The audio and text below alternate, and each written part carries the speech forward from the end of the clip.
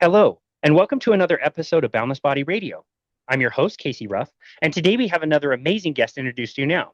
A decade ago, Alex Klintworth and his wife, Karli, began studying nutrition science literature in a successful pursuit to heal their own health struggles. Alex's engineering background has been instrumental in all aspects of his second career: engineering and research, understanding complex systems from first principles, analyzing data, and interpreting statistics, and engineering and metabolic health coaching, optimizing solutions for individual goals, contexts, and human variability, and communicating vital scientific concepts to a broad audience. Alex's coaching practice focuses on empowering individuals to take an active role in their own health journey through education and collaborative decision making. His clients regularly experience meaningful improvements in metabolic markers like blood sugar and triglycerides, but more importantly, they feel energized, clear minded, and reconnected with their bodies. Many have worked safely with their doctors to reduce or eliminate medications for conditions they once thought were permanent, including diabetes, high cholesterol, anxiety, depression, and reflux. You can find them on their website at www.highenergylife.com, and that is high as in HI. Alex, what an absolute honor it is to welcome you to Boundless Body Radio. Thanks so much for having me. I'm excited to chat. I am excited to chat with you as well. I've already learned so much about you just chatting offline here. You and I met at the COSI conference, the last one apparently that's going to be held in 2026. I had just flown in. I walked into the house that we were hosting the watering hole event for the Metabolic Collective. I barely had time to get in and try to get my bearings and do this demonstration. And we had we had people there live, and you were one of them.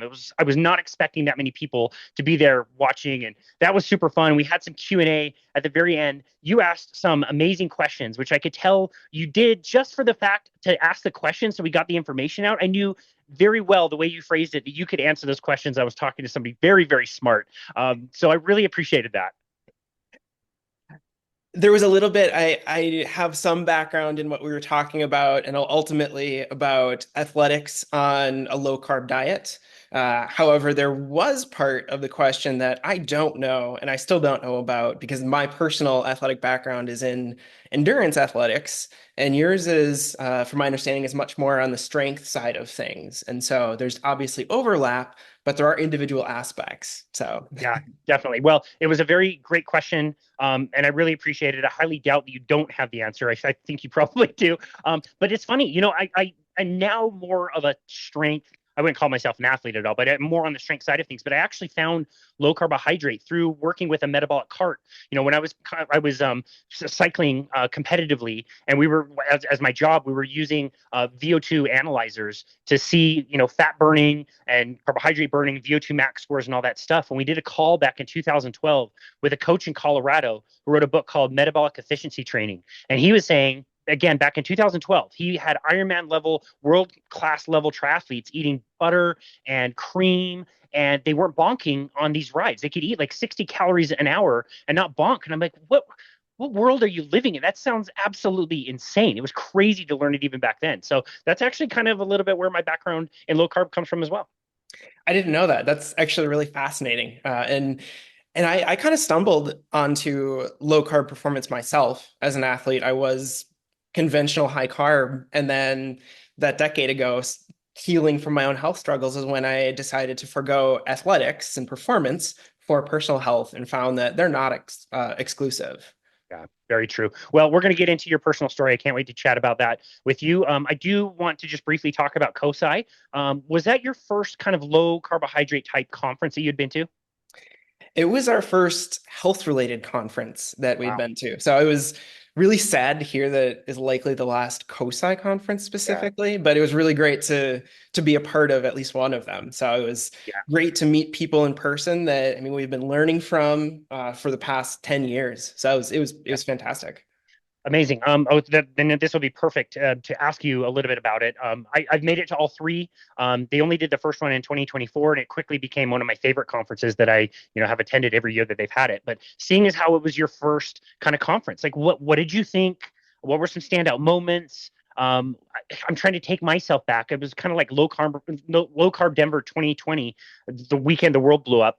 Where like I'm in the same room as all these people that I've been following for so long, and I feel like starstruck. I want to get my Ben Bickman baseball cards out and my Eric Westman bobblehead dolls and see if they'll sign posters. You know what I mean? Like what was it like? What was your experience at COSAC? Yeah, my first impression, the first day we got there was so Friday. Well, actually, the when we met was Thursday. It was kind of a separate event. It was related, but a separate event that we met you, and it was a great intro for just a handful of people in a room to get us used to the in person and kind of get our foot in the door. But the COSI event itself, we walked in Friday morning, and Dr. Annette Bosworth, was standing in the doorway. And she was talking to one other person, and we just walked up and started chatting. And this is somebody that I've been watching her videos and learning from her for 5+ years. And it just kind of shocked me how down to earth and open and inviting she was, and wanting to listen to my story, what I had to say. And I was there to just learn from her, and it appeared that she was trying to do the same thing. And every single person, whether it was attendee or speaker that I met, was the exact same way. It was just so open, so friendly. And so that was a little bit surprising to me, and it was fantastic. Uh, the other one other thing that really kind of surprised me is the world of metabolic health I've been focusing on it we've been researching for 10 years, but it's really been a full-time, double full-time, literally 100 hours a week type of amount of time put into this for 5+ years, that it feels at this point to me that everybody knows all of this stuff. But walking into this event, it was a lot smaller than I had expected. And so it really struck me as, and I'm sure, of course, to be there, you had to travel. So there are a lot of people outside of just that conference that are in this space. But for how small it was, it reminded me that we are so early in thinking about metabolic health in the grand scheme of how do we live and extend our health span, not just lifespan. So that That's was the such a good second point. thing that struck me. The third thing I noticed that was interesting was is obviously very low carb, keto, and many people are carnivore like yourself, which is fantastic. And a vast majority of the speakers focused on macronutrients. So protein, fats, and then carbs, and how many carbs are necessary or should people be eating. And what struck me was how few people talked about micronutrients. So I think that was the one thing that I found to be a little bit missing in the space. So while it was an amazing conference, I learned so much, and it was invigorating to be around so many people that were like-minded. Uh, there was that aspect that I found is something that, as a collective, for all of us in this space, we should be putting more emphasis into those micronutrients and such. Wow, that's amazing. Thank you for sharing your insight. I appreciate that you got a lot of different things out of the conference. It is interesting, man, when you get a group of people together and they're all like probably ketogenic, that like the buzz that you feel, the energy that you feel is it's just really positive. But I have that same experience that you do every time I'm in this conference.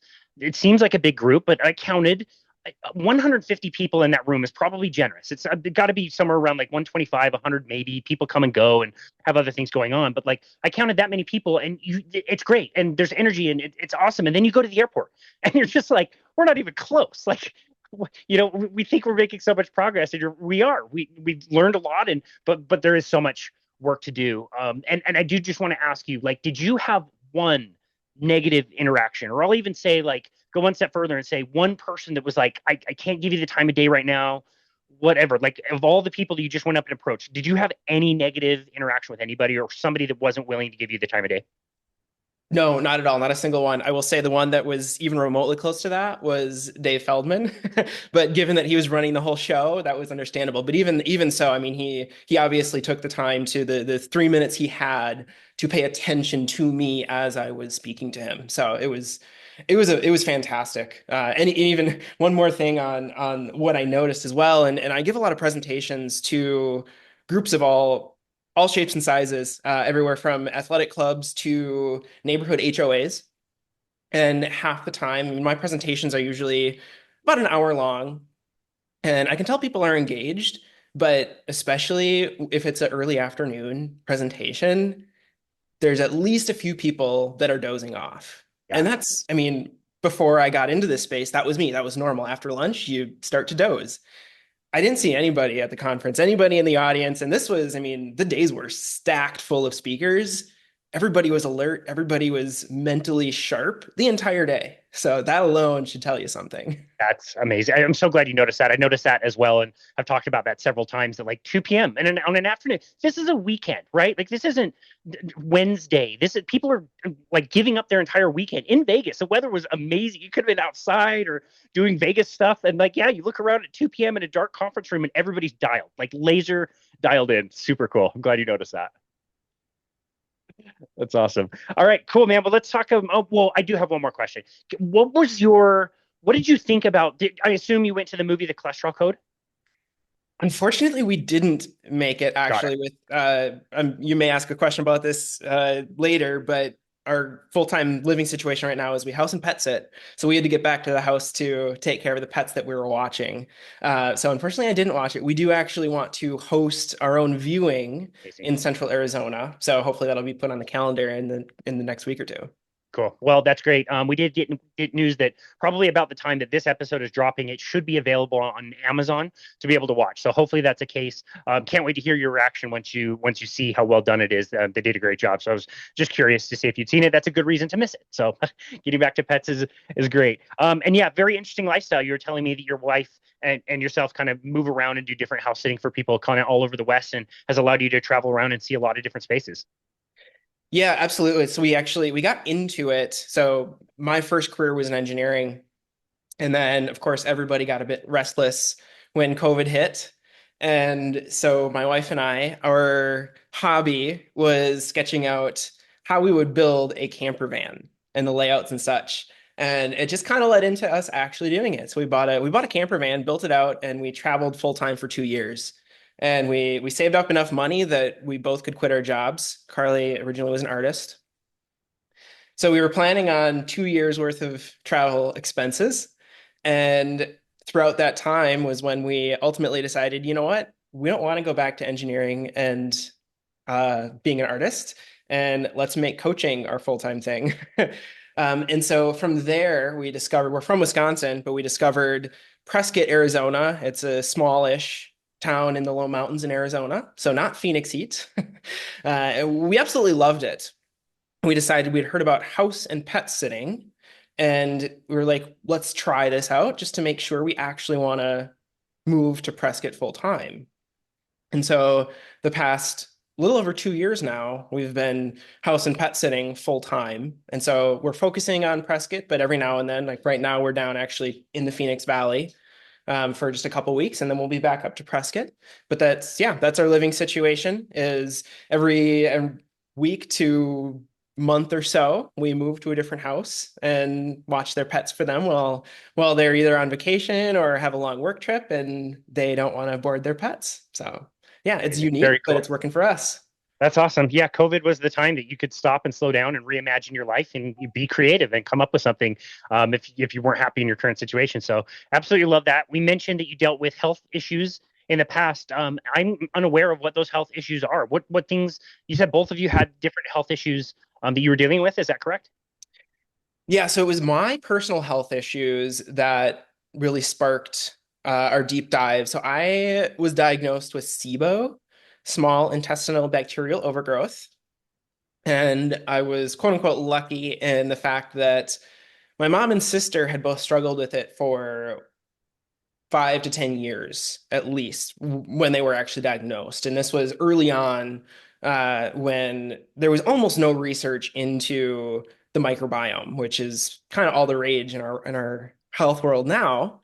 But there was one university in Australia that was studying this. And so they had worked for my sister and mom worked for 5 plus years, just trial and error. They were working with a natural medicine practitioner to try and heal. And so when I was diagnosed, I knew very quickly what was going on. So I did have a head start in that aspect.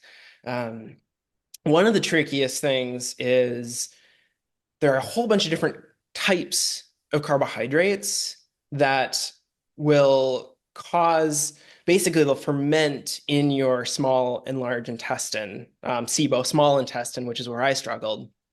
And so these bacteria will ferment those carbohydrates in your small intestine, and you experience a very wide range of pretty debilitating symptoms, everywhere from complete lethargy. I'm a big athlete, and I could hardly muster the energy to get on my bike, uh, to brain fog, where it was, I mean, breaking down crying because I couldn't remember a single thing. Um, and with that, the range of different types of carbohydrates, all the different type of carbohydrates that may give you issues if you're diagnosed with SIBO are in both garlic and onion. And if you've never tried to avoid all garlic and onion, it is nearly impossible to do so. You have to make everything from scratch. Everything, even spice mixes that don't have garlic and onion in the name have garlic and onion powder in them. So it's very, very, very difficult. And so that's where I dove into the literature starting then. And my wife, Karli, she started cooking everything from scratch and discovered that she actually loved cooking. And through that process, she also discovered that, you know what, she loved diving into the research just like me. And through that process, Karli discovered that she was probably also struggling with insulin resistance and honestly, basically just baseline metabolic dysfunction that 90+% of Americans are. So she discovered her health issues through that journey of me trying to heal my own. Wow, that's amazing. As you were kind of learning and eliminating, fortunately, Karli was enjoying cooking, which is very fortuitous. What were you learning about, like, kind of the information that goes against mainstream, not only nutritional advice, but especially as an athlete and especially as an endurance athlete riding your bike?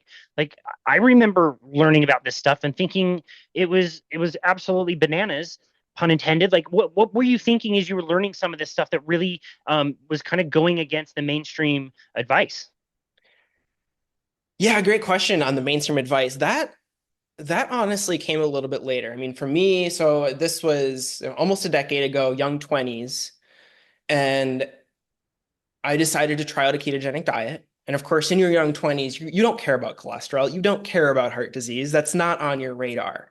So the whole my cholesterol might rise, that I didn't even think once about that. And then as an athlete, one of the other mainstream medical advices is lower your salt intake, lower your sodium intake. But as an athlete, you're told the opposite. You need those electrolytes. So both of those I didn't care at all about those. So the ketogenic diet it was kind of a no-brainer for me to try it. Along with that, I started some intermittent fasting as well. And again, so the mainstream advice of as an athlete, and especially as an endurance athlete, that you need 60 grams of carbs an hour on your bike, and you have to have a pasta party before. I grew up as a swimmer, so before a swim meet, that type of thing. My decision was I'm going to throw all that out the window. I don't care if my performance drastically declines because I felt awful. I hit my proverbial rock bottom. So I didn't care that I wasn't going to perform as well. Got it. I Okay. was Were you competing at the time? At that point, I had stopped competing. This was just out of college. So in college, I was on the triathlon team at University of Wisconsin. And then after that, I didn't have any competitions lined up at all. So I had just finished my competitive career. Got it. But it sounds like cycling and exercise, movement, whatever, was still very important to you. Did you have a period of time where your performance really dropped off? I didn't notice anything significant. So I've always been active. So after my competitive career, after training 15 plus hours a week, after I graduated from college, I basically went down to bike commuting into work. So it was a 5 mile commute each way, which as an athlete, it's nothing. It didn't feel like anything. So I maintained, I was active, but, and I would always ride pretty hard into work and back. But I didn't feel any significant decline, but I wasn't testing it all. And of course, just on a day-to-day workout type of thing is very different than a competition. Yeah, got it. Okay, that makes sense. How long would you say, how long did it take for you to be eating a ketogenic diet and to start feeling much better? Oh gosh, great question. So I jumped in pretty quickly, and which I would do it differently now, what I know, but it was pretty immediate. I think it did help that I was remaining active, and so that does help you get into more of a fat burning state. But I started feeling quite a bit better within a week easily. Wow. Yeah, Absolutely. that's amazing. Wow. It's cool how quickly that transition can really take. How about Karli? Uh, Karli, and this is actually a really interesting case study as well. So Karli, she was quite a bit slower to get into it because this was at the very start of her health journey. Because I had always been interested in nutrition. Obviously, my principles and my ideas have shifted drastically. This was just the very beginning of when Karli even first started thinking about health.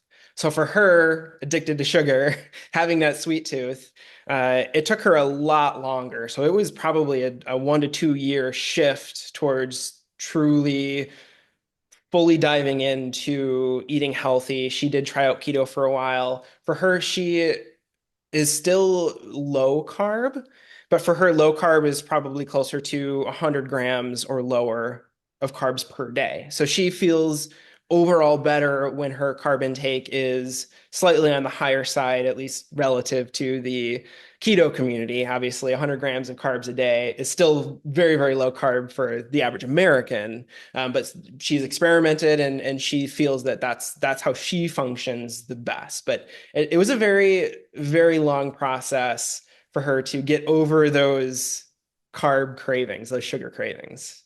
Yeah, that can take a little bit longer. Amazing that both of you were feeling that way. And it sounds like you've been able to be just slightly more liberal with bringing carbohydrates back in without it causing a problem. Yeah, absolutely for Karli and myself. And again, this is where individuality plays a very significant role. I think so. In one of the themes, going back to the COSI conference for a moment, one of the themes there that I noticed was with so many of the speakers, especially, they're in metabolic therapy specifically. So there's a medical reason. A lot of it is mental health related with Bazooki Group and Matt Bazooki. That's where a lot of the funding comes from for Citizen Science Foundation, is my understanding. And so for specific mental health reasons, a lot of people choose and need to be therapeutic keto, is maintain very, very, very low carb permanently, possibly. Uh, Most of the people that we work with I do believe it's extremely powerful to be in a ketogenic state at least part-time. But even for myself, I do part intentional and part experimentation wise, I will cycle in and out of ketosis.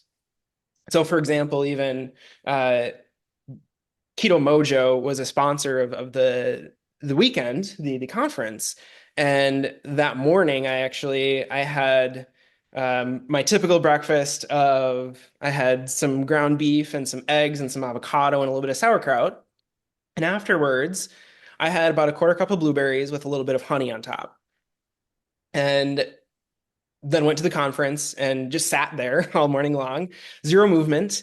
And by late morning, actually had my ketones tested for the very first time. It was pretty fun. And my ketone levels it was zero point 0.9. And so, I mean, I was after having honey at the end of my breakfast. And so even though, yes, I added some carbohydrates in there, I was still in a low grade state of ketosis. And so with that, it depends on your context, where I do think that ketones themselves are extremely powerful, but depending on the reason that you're choosing to live a generally lower carb lifestyle, it doesn't mean you have to fully restrict carbohydrates. Well said. I really like that. Considering the reason why you're doing a certain diet, I think will dictate so much about how you approach things. So, yeah, I love that. Tell us about the transition into coaching. What was it like to make the decision that this is something you wanted to pursue more kind of like on a full-time basis and coach other people on this? Yeah, great question. So we had been researching nutrition for 10, well, at that point, 6 or 7 years. And we had a handful of friends and family that were struggling with medical health related things for seemingly forever. Similar stories to myself, just in different specific health struggles. And with our research, we just started giving people little pointers here and there, like, hey, you could consider this, or you could try this. And the ones that implemented it, all of a sudden they started feeling much better, something that the conventional medical system had failed them for so long. And so we were already doing the research in our free time. It was just, we loved it. And I say, yes, I am on PubMed reading scientific literature on a Friday night for fun. And that is not an exaggeration. So we were doing it already, the research. And we were here and there helping people that were seemingly having success. And while I was really good at engineering, I didn't love it, but I loved the nutrition and I loved helping the people that I was helping. And so we decided, hey, let's actually make a go of this. Let's make a career of this. Yeah, it's a pay cut, but I love doing it and it doesn't feel like work. So let's try it out. Let's do it. It's amazing. And as we mentioned in the introduction, you just took your engineering background and switched it around to be working in metabolic health with a lot of people. So I think it takes your strength. Both of you have such unique individual strengths and takes that and kind of, forms that into how you are working with people. And I saw on your website you work with not only, individuals, but you also do group work and all kinds of different ways you work with people. Is that correct? Yeah, definitely. We do both private coaching and group coaching, and they're both structured a little bit differently. We very much include education in all aspects of our coaching. So ultimately, my goal in coaching is to give my clients the at least baseline knowledge and the general confidence to take their own health into their own matter or and figure out after we're done coaching, I'm struggling with this. How do I start going about figuring out how to solve whatever struggles I'm having? Got And it. so, even in private coaching, one-on-one, I'll always explain to to a certain level why I'm suggesting what I'm suggesting. I'm trying to teach you how the body is working. How is your blood sugar responding? What's up with this whole bad cholesterol, good cholesterol thing? Uh, and then the group coaching is part of it is as a group, it's a little bit more kind of the support coaching session. Think of it a little bit like an AA meeting, obviously a different subject matter, but we have that group support, that group learning. One client is struggling with one thing that client B doesn't even realize that they're struggling with the same thing. And so it's that group support. And then part of our meetings are we're gonna dive into a little bit more structured education. So we've written an ebook that we're hoping to turn into an actual physical book that right now it's 16 chapters long. And each chapter is what we think are some of the 16 most core aspects of health that we all should at least have some understanding of. And so walking through that in a dedicated, structured way in our group coaching. Yeah, amazing. I really I used to do group coaching. I don't anymore, but I miss it because of what you just said, like structured like an AA meeting. It's not, but it's like you're in a group with other people and people are validating each other and answering questions to each other. It's not just like me talking at people and telling them what this dumb dumb thinks about everything. It's actually people that have genuine questions and this person's already gone through it. They can support it or whatever. It just seems like it's so much more educational when it's coming from the group itself. Yeah, and it makes it more relatable. I do think one of the benefits of not having, say, a medical background myself is my approach to my research is a little bit more similar to somebody who doesn't have that structured medical education. But that said, at this point, I do have extensive research background. And so in that group coaching, it allows all the members to feel like they're surrounded by peers instead of just that more, I'm the coach, they're the student, and that's it. So it does add a lot more, people open up a lot more in certain ways and learn from each other, not just myself. Yeah, yep. I really love and appreciate that. So what is kind of the average person that you're coaching? Do you coach more people on like the high performance side of things? Athletes, people in competitions, that side of thing, or is it more just like general metabolic health with people that, need to lose 50 pounds, 100 pounds, medications, things like that? Yeah, it's both. So we started out our coaching specifically just on the metabolic health side of things. And actually, so Prescott, Arizona, where we're from, it now living, it's an older retirement style community. And so a lot of our clients from there are usually it's women in the kind of the 50 to 85, 90-ish age bracket. Vast majority, their sole goal is to lose weight, which we've shifted towards just straight up advertising that we can help you lose weight. But ultimately, for us, weight is a symptom of an underlying issue going on. And so we don't really care about the weight, to be honest. You end up losing weight, but that's because you solve the underlying problem.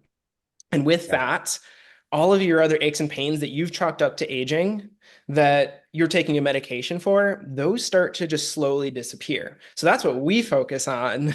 They're focusing on the weight. We're focusing on let's make you feel better and let's make you or help you reduce your reliance on medications. Now, of course, not medical advice. We're not doctors. We have partnered with doctors so that if you want a resource that you can actually work to change anything about that aspect of your health, you can do so.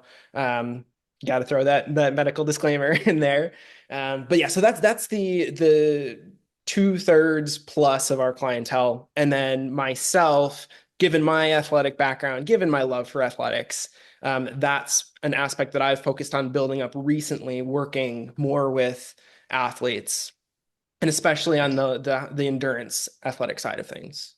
Yeah, amazing. Okay, well, I'm going to give you a few scenarios. I'll try to keep this as general as possible, but if you want more details, I can make some up. But let's talk about how you would approach. This is obviously very individual, so we're just talking about general here. Let's say somebody comes to see you. They are that 50-year-old woman, maybe dealing with some menopause, perimenopause type symptoms, the brain fog and achiness, and just is uncomfortable in her body. She's gained weight over the last few years. What are some of the general things that you would typically try to start with as far as dealing with this? Let's say she's on a few like thyroid medications and has some anti-inflammatory stuff going on. Like where would you want to start? What would you want to know about this person? Okay, question. So what would I want to know about this person? To start out with, so we do have a 1 hour free consultation just to get to know an individual. A lot of it, the very first meeting is all about getting to know what are your specific goals, because that will inform what we do. What are your specific goals? What have you tried in the past? What works? What hasn't worked? Just to get to know you as an individual. I will ask for if you're comfortable sending them any of your lab work, any of the medications you're on. Again, for me, it's the more context to who you are as an individual, the more helpful I can be. Now, of course, there's that kind of that gray area of I can't give any medical advice. But I will try to, the best of my understanding, explain, say you're on a medication, what is that medication benefiting? How is it benefiting you? And maybe what are some drawbacks, side effects that you may or may not know about? Um, but ultimately, just to start out with, as a coach, my philosophy is I want to get you feeling as good as you can, as quickly as you can, and enjoying what you're eating and how you're living. Because when you do that, it is really exciting and it's really empowering and you want to continue. So to do that, we have our baseline, we have 10 core principles that we give every single client unless there's a specific medical concern. So that's our baseline. We give these 10 core principles, and none of them are overly complicated. Depending on where you're coming from, it's not necessarily easy to implement. But for example, one of the core principles is for breakfast, eat a low carb breakfast. So across the board, we recommend basically a ketogenic breakfast. Lunch and dinner, those have different rules for us, different guidelines, and some people may choose to be ketogenic all day long every day. Some people don't necessarily have to do that, but that breakfast, keep that really low carb. The second principle is get some movement after a meal. Schedule in, if your meal typically takes 15 minutes, can you push that to 25 minutes? And after your meal, take a brief walk. It's not intense, just get some movement in. So all these core principles are along those lines of they're not complicated. They're super easy to follow. Now it may take a little bit of restructuring in your habits throughout the day, but they're very simple. And we've boiled down these 10 core principles to what seem to work very, very effectively for almost everybody. And That's amazing. I like that. Sorry, go ahead. yeah, and so we find that sometimes it's as little as that first breakfast, we get texts from new clients saying, I feel so much better. One single breakfast. Sometimes it takes a week or two, but I don't think a single person has not felt drastically better within 1 to 2 weeks maximum. And Yeah. from there, now we've already met a few times and starting to get to know you as an individual. And now we can start adjusting things based on how you're responding, what you're telling me, and I get to know you better and better over the times that we meet. Yeah. Well, I just think of that person who maybe was unaware of their breakfast. They start eating a low carbohydrate breakfast. Okay, well, what does that entail? That probably entails ditching the toast, the cereal if you're doing that, oatmeal, whatever you thought was a healthy breakfast before, whole grains, ditching that. And, your breakfast is probably going to look a lot like, eggs, bacon, sausage. Maybe it's, full fat yogurt or something. Are you ever, is the most common response you get after somebody's been doing it a while is just like, wow, like I'm eating this low carbohydrate breakfast and now I'm just like not that hungry. Not only am I skipping a snack at 10 a.m., I'm not really all that hungry for lunch either. Like, what's going on? Do you get that a lot? All the time. And that's that is one of the key things that we're trying to do. Actually, one of our core principles is work to eliminate snacking. A lot of people grew up, even my age, but especially clients that we work with, kind of the early retirement demographic, that grew up with low fat dogma and you need to eat 6, 7, 8, 10 times a day to keep your metabolism up. One of our principles is there really is no such thing as a healthy snack. I don't care if it's nuts and a carrot. There really isn't any such thing as a healthy snack. So now working towards eliminating snacking is important. And again, getting into what we would talk about in the education aspect of hypoglycemia. Your brain is losing energy as you're transitioning. And we don't want that to happen. So how do we transition into a ketogenic lifestyle, or at least for that breakfast, having that uh, blood sugar management to get to lunch, because it becomes super easy once you manage that. But yeah, that is absolutely what again, from day one to about day 10 or so, is that shift of, yeah, I had breakfast at before work at 7:30 a.m. And I mean, I'm eating lunch at noon because that's when my lunch break is. And okay, like I can eat, but you know what? It's not that big of a deal. I wouldn't have to, instead of having, oh, I need to have my 10 a.m. snack. Huge difference. Yeah, that's an absolute huge difference. According to my nutrition coaching certification that I get, we would call this person a phase one client.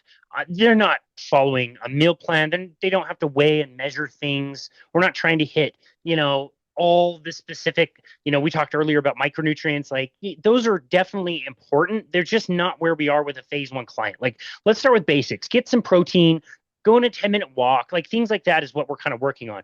Let's go to the complete opposite, which is a phase three client. A phase three client is a performance client where they're competing at a very, very high level. And it's like this person no longer has the choice. Like if I say, I want you to eat, you know, let's say 250 grams of chicken breast with a cup of broccoli and a cup of brown rice at 2 p.m. Like this person doesn't have the choice. I don't care whether you like broccoli or not. You have to eat it because I said so. I'm the health coach, and this is what you have to do. These are your supplements. This is your workout program, very specific for a person that's really trying to perform. You said your research has kind of pushed more into this. Tell us about what you specifically have learned in the endurance world about taking an endurance athlete and making them what we would call fat adapted.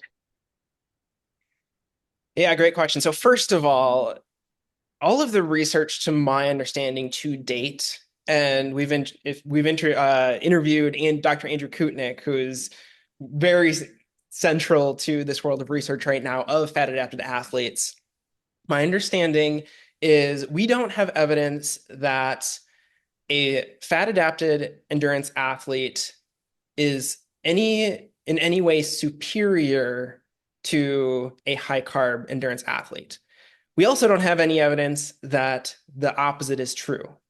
So in all of the research that Andrew and his team have done is that performance is basically identical once an athlete has been able to adapt for 4 weeks or more.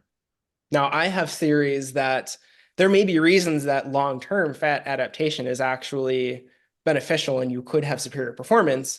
There's just so few athletes that have done this long-term. So with that said, I don't necessarily push only being a fat adapted or a low carb endurance athletic lifestyle. It is to me up to the athlete what they decide to do. Now I do let them know and talk to them about if you're consuming 300, 600 grams of carbs a day or more regularly, there could be some health implications to that.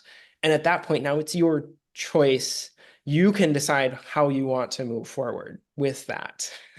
I do think that even if somebody wants to compete high carb, I, and again, there's not enough research to have high confidence in this statement.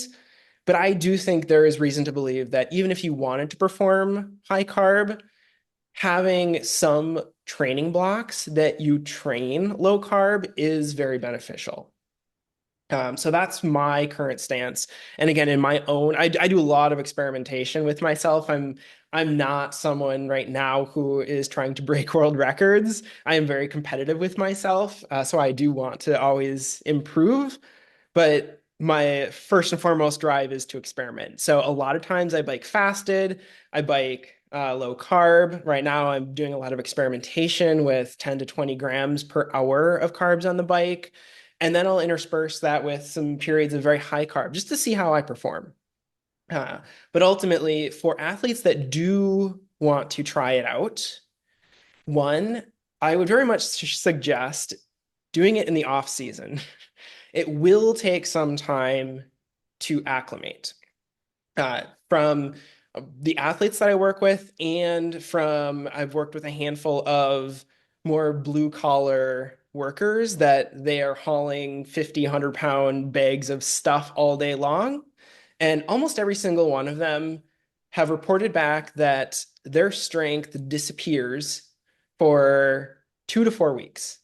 And all of them are very, very concerned. They're like, this is not working for me. Like, yes, okay, I do feel a little better overall. I feel like just generally, especially mentally, I'm feeling better, but I can't perform. And whether it's for athletics or it's for my job, I need to perform. So I can't do this. Within 4 weeks, then everybody has responded that my strength is back to where it was at minimum. And so it's just that adaptation period. So with that, don't do it when you have a race coming up.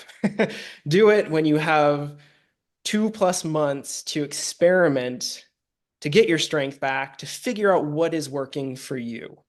So that's the first thing.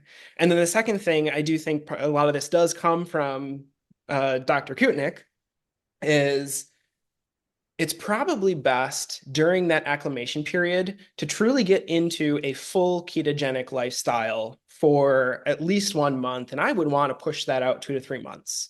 Now, you can continue with that ketogenic lifestyle as long as you want, but that I think is the absolute minimum to really let your body adapt and figure out, is this something that is reasonable and I want to do it long term?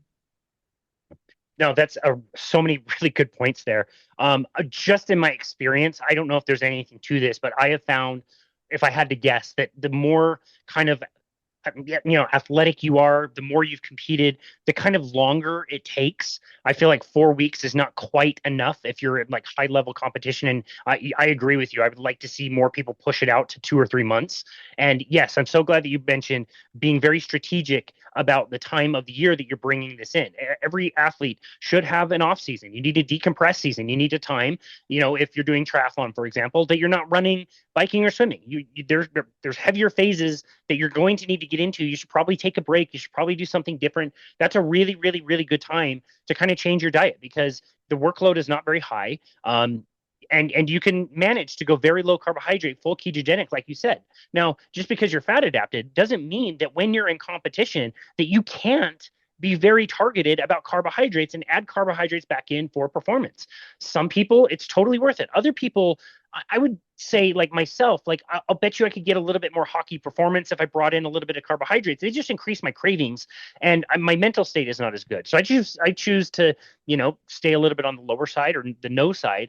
But I think people assume that if you are a fat adapted athlete, you only have to be ketogenic and ketogenic levels of carbohydrates, and that's just not true in competition when your workload is so much higher. You're using so much energy, you can get away with a lot more.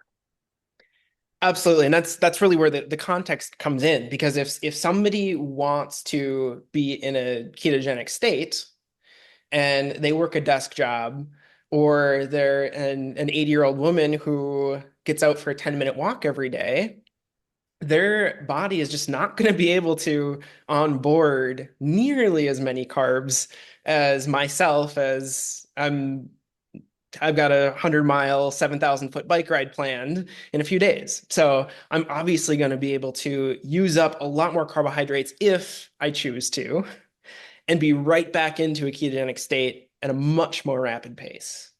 No, that's a really good point. And just if somebody's listening and they don't know what we're talking about, like when you are carbohydrate fueled, you have such a teeny tiny amount of carbohydrate available to you in the body, which is why every endurance athlete talks about bonking. They get into, the third hour of a marathon. They're doing a century ride and it's, mile 50, and all of a sudden your energy drops out, even though you've been consuming a lot of sugary crap that I used to consume. It's hurting your stomach. It's not digesting well. You feel terrible. And all of a sudden, you have no energy. You bonked. It was, as we say, you've hit the wall in the endurance world. When you learn how to tap into your fat storage, which you have tens of thousands or hundreds of thousands of calories stored up, and you start running on that, you're bonk proof. Like you could go for hours, and sure, you can use carbohydrate to improve performance, but you don't need it to the same extent because you're not burning carbohydrate at that level. You've replaced that burn level with fat, and the fat is there and can fuel athletic performance. It's amazing.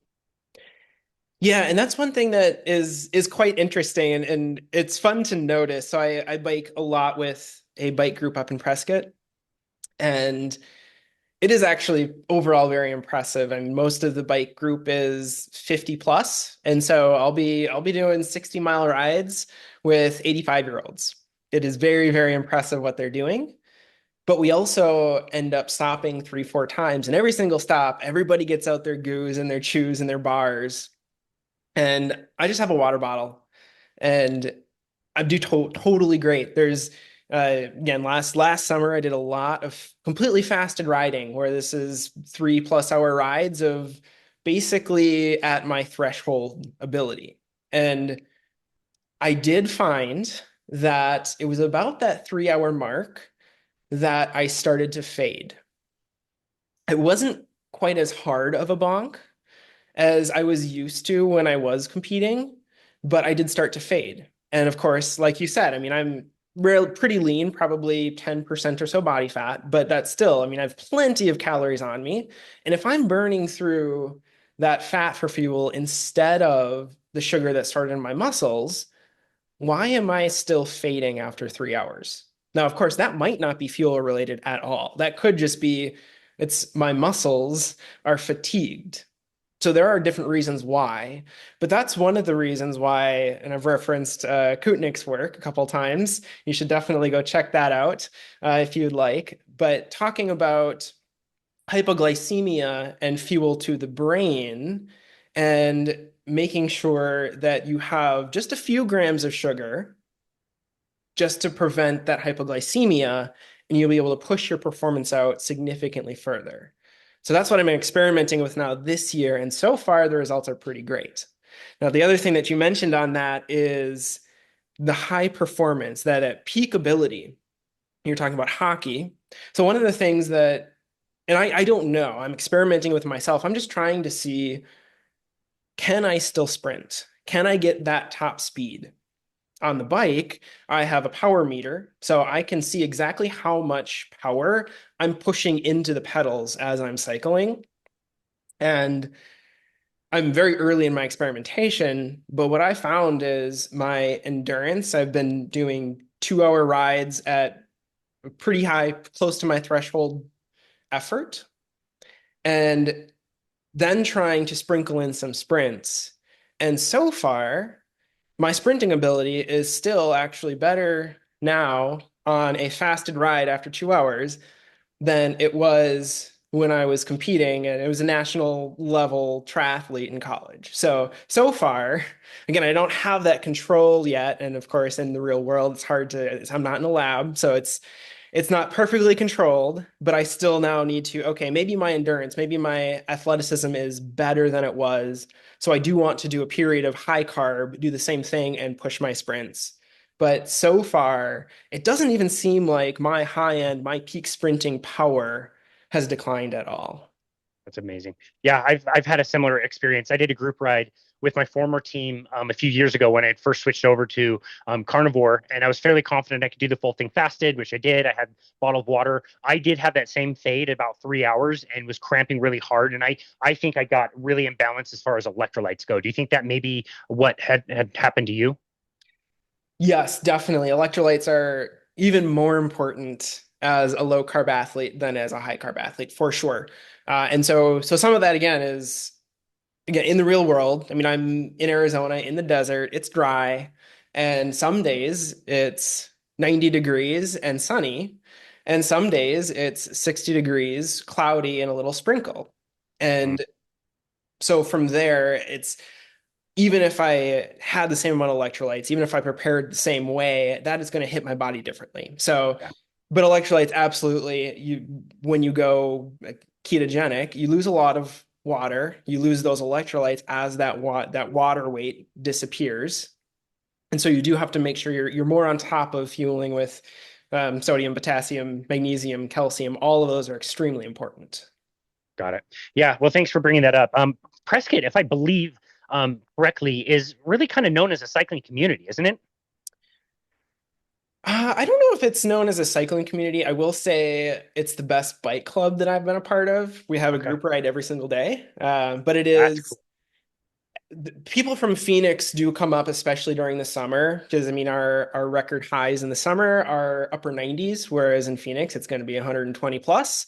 So it's a nice way to get out of the heat to train. And of course, you've got elevation all everywhere you go. It's hard not to climb a mile when you have more than a 30-mile ride. So from in that sense, then yeah, if you're from the Phoenix Valley, then it's a fantastic place to ride. Yeah, I'm picturing being at that altitude and the climate you guys have, and just you got to have a few people who can just absolutely rip on a bike. I'll bet even some of the older guys are pretty quick. It's really impressive when you're riding with 80-year-olds that are doing 60-mile rides with 6,000 feet of elevation gain. Yeah, that's serious. That's It's a goal serious. of mine to be that. I love it. Well, thank you for kind of going down this path. I think it's interesting to get the practical kind of information for both athletes and just people that are out there trying to improve their metabolic health, which, as we've said, is greater than 90% of Americans out there. And part of what you guys have done with your coaching business is actually start a podcast as well. So tell us about your podcast. Tell us why you decided to start it, and yeah, maybe how it's going, what you've enjoyed, and maybe what some challenges have been so far. Yeah, so we're pretty new into the podcast project, and the idea is we want to mix, and it sounds like similar to what you do as well. We want to mix expertise, so getting on the people, the doctors, the researchers, the farmers who are doing this for a living. They're experts in their field. Have some of them, and then mix that with just the everyday person that has somehow stumbled into metabolic health as their lifestyle, and hear about their stories, how they discovered, hey, if I eat this way, My brain fog goes away. I don't get tired in the afternoon. My back pain went away. I don't have diabetes. Just hear from individuals, hear their stories, hear what they went through, because that is ultimately what connects with people. Obviously, for me, I love the research. I'm in it every single day. But most people, they're not going to connect with the dissecting of statistical analysis and how a study was designed. They're going to connect with the people that have been struggling with the same things that they have been and are just looking for hope. So having a mix of the two. And one of the first things that struck me as we started this project is it is really hard to interview somebody on a podcast. So kudos to you when you listen to a podcast, the host, it's a lot harder than it sounds. So those are the two just initial reactions. Do you ever feel like you're going to run out of things to talk about? Kind of the opposite, honestly. So for me, Okay. I do like to be prepared, and I have a list of questions that I'm hoping to ask and get to. But then the conversation just flows, and it's really difficult to redirect back to the questions that I ultimately want to get to because the conversation is just going so well. Yeah, no, it happens to me 100% of the time that I will sit down here and be like, what are we gonna talk about? We're gonna run out of stuff. It's not gonna be long enough. It's like, dude, calm down. You're just having a conversation. Interesting stuff always comes up with people. And yeah, it can be a little challenging for sure. Like you can, every guest is a little bit different. Like if I'm interviewing Dr. Anthony Chafee, I know I can ask him two questions and he's gonna fill the time with himself, and I don't need to worry about it. It's going to be awesome. He'll go where he needs to go, and it's great. And I've also had guests on that I'll ask them a question, and like, hey, how was it to adjust to keto? They're like, yeah, it was really good. And they stop, and you're like, oh, well, what was good about it? Yeah, it just felt really good. Well, what about your family? Did anything happen? Yeah, no, they did great. Like I've got some of those where you're just like, dude, give me something. Come on. Well, hopefully, I was kind of somewhere in the middle, but we'll Yeah. see. No, I love that. I love that you guys are doing it. There's so many great podcasts out there.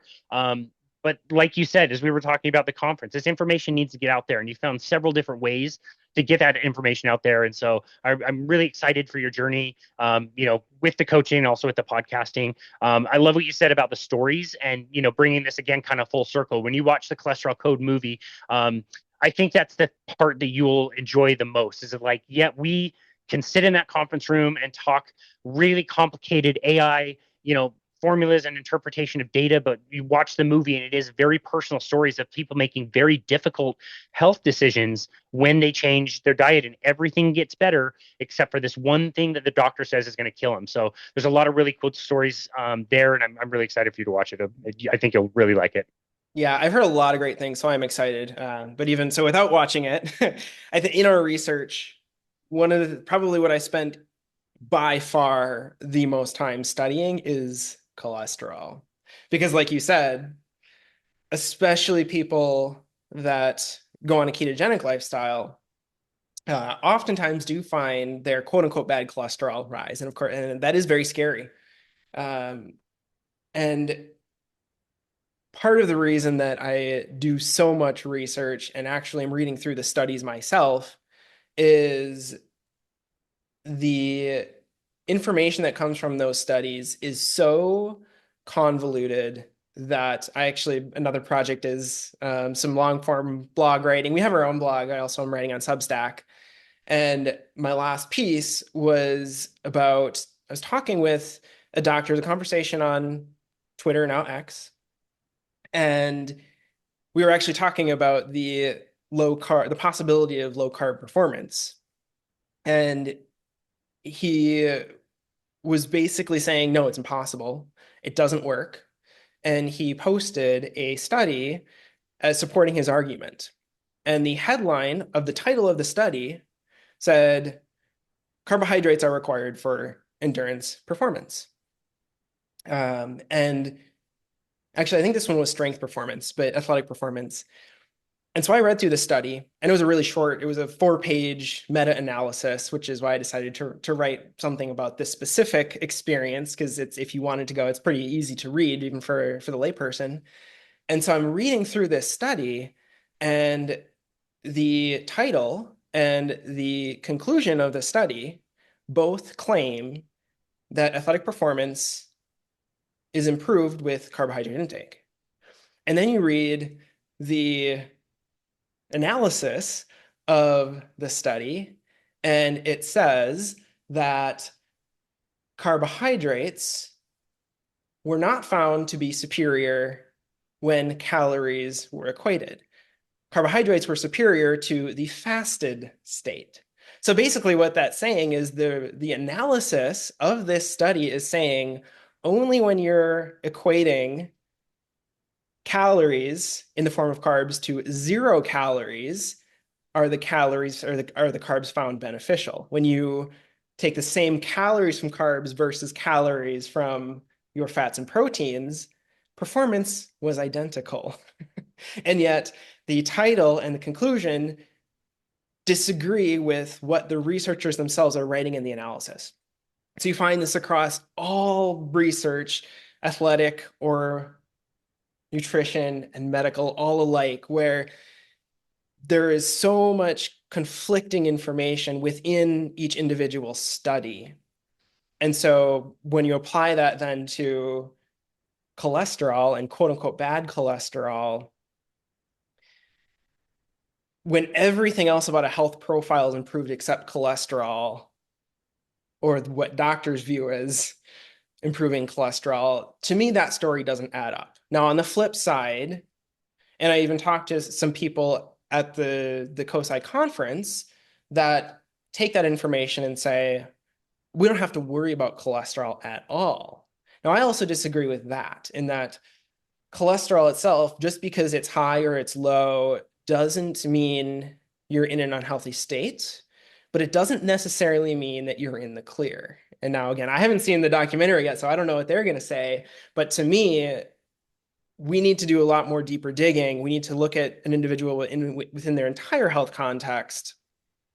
And we even have now imaging that we can do to see what's actually going on in your arteries, which is the reason that cholesterol has been demonized, because it builds up in your arteries and causes cardiovascular disease, or so is the theory. But it's way more complicated than that. And so I don't even remember why I started this diatribe. But yeah, ultimately, yeah, I'm super excited to watch the documentary. And yeah, I think it'll be, I'm guessing that a lot of it will be review, but a lot of it, I'm hoping to learn a lot too, and hear the stories of the people in there as well.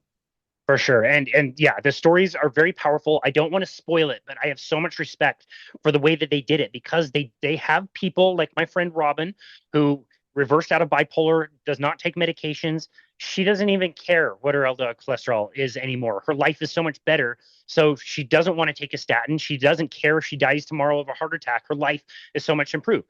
And another story is a guy, also lean mass hyperresponder. His name's Eric Rogers. He's an optometrist, and he turned into a lean mass hyperresponder, has very high LDL cholesterol, and he decided that he wanted to treat it. So he takes a very low dose statin. He doesn't have any side effects, and that's what he chooses to do. And all of that to say exactly what you're saying. We're not saying Mhm. that, lean mass hyperresponders are amazing. They're totally in the clear. At last year's conference, actually, somebody stood up at the microphone and said, boy, like what can I do to be a lean mass hyperresponder? What can I do to have LDL cholesterol of 300? We all had to say like, whoa, whoa, whoa, whoa, whoa. We're not saying that you should be this. We're saying that some people are this, and we're asking the question. We don't know. We're not saying this is something to aspire to, the way he asked the question. But anyway, yeah, I'm excited for you to see it, and I think you'll really enjoy it.